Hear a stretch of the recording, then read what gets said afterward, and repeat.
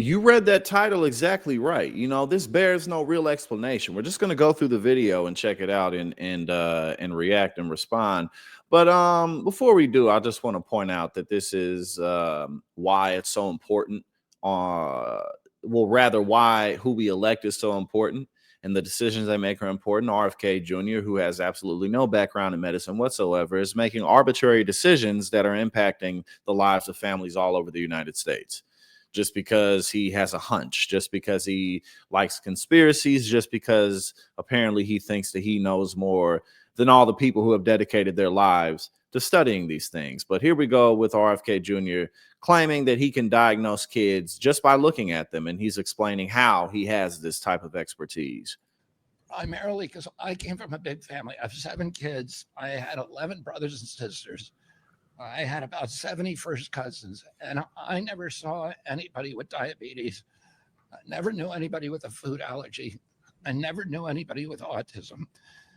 When I was a So because he had a big family, because he grew up in the bubble that he grew up in, because he didn't see anybody with these conditions or whatever you want to call them, that means that now all of a sudden there's some type of conspiracy that he's had them in the broader world. But keep in mind, this dude's in his mid 70s, I'm pretty sure. So, or it's 70 something, late 60s, 70 something. So when he was a kid, there was no internet like there is now. We live in a digital world to where we have access to being able to see things like you couldn't back when he was a child. So that those two things by themselves make what he's saying ridiculous already. Like, bro, like your anecdotal narrow experience means nothing. And again, he's not talking about metadata. He's not talking about anything like that. And whenever he talks about studies and shit, he talks about a few.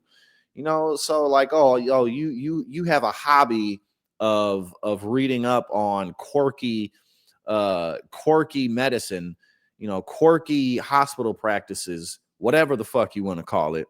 And so that means that you're on to something and you know more than everyone else. kid, and I know what a healthy child is supposed to look like.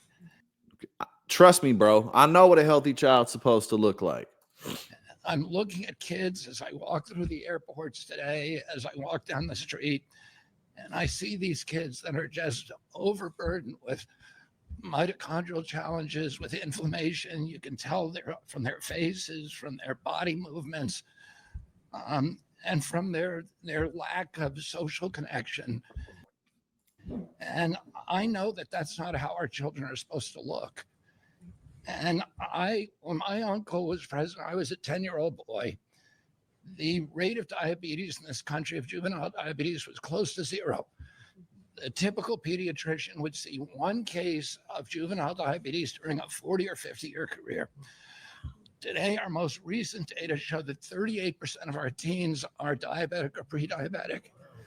And so 1 out of every 3 kids who walks through his office door now is at risk or has diabetes.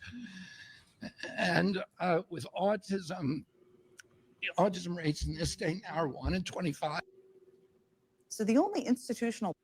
So, and then he'll point stuff out about like that anyone could point out, in a sense of like, we're more obese than we were. We don't have access to healthy food. There's junk food, fast food on every corner. There's food deserts in lower income neighborhoods. It's difficult to even get to grocery stores that have healthier produce, depending on where you're at in the country. There's so many chemicals that we consume that we don't particularly need to be putting into our bodies. All of that's true, but someone with a background in medicine should be addressing these things. Somebody who is qualified to provide solutions, to educate the public on these matters, is who should be the Secretary of Health and Human Services, not someone who's into quirky medical practices for a hobby. Like, oh, I like to read about stuff. I have some theories. I have some ideas. That's nice, but that doesn't mean that you should be leading the Department of Health and Human Services. But that's where we are now. Donald Trump's a man who's all about casting.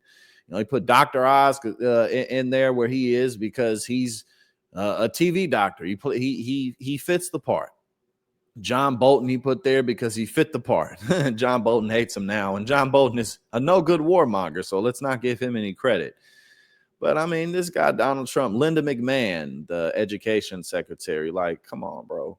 Christy Nome, who just goes around cosplaying is whatever the fuck it is that given day. South Park did that thing with her. But yeah, man, this is where we're at now. This and it's quite scary. It really is. Hey now. Thank you so much for tuning in here at Politics and Paper. If you like what I do and you support my work, go ahead and subscribe. I greatly appreciate it and really helps to support what we do here.